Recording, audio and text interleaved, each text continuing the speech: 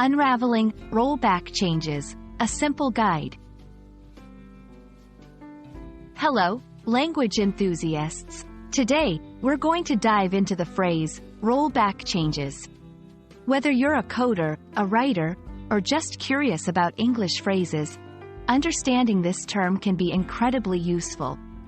Let's explore what it means, where it's used, and how you can use it in your everyday conversations.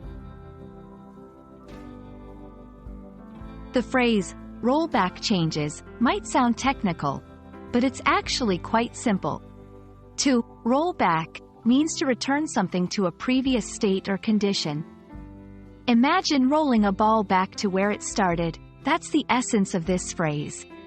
In the context of changes, it means undoing recent alterations or modifications to return to an earlier version. Subsection 2.1. In technology. In the world of computers and software, rollback changes is a common term. It's often used when discussing updates or edits. If a new software update causes problems, a developer might roll back to a previous, stable version.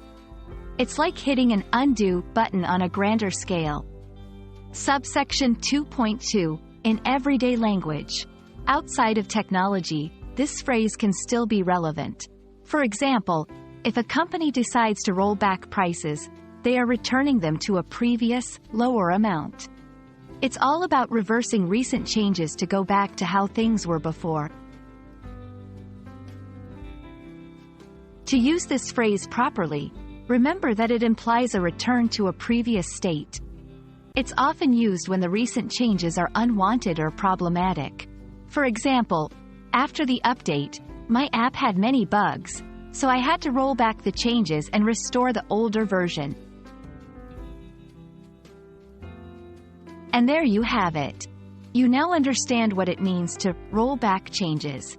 Whether you're discussing the latest software updates or changes in everyday life, you can use this phrase to describe reverting to a previous state.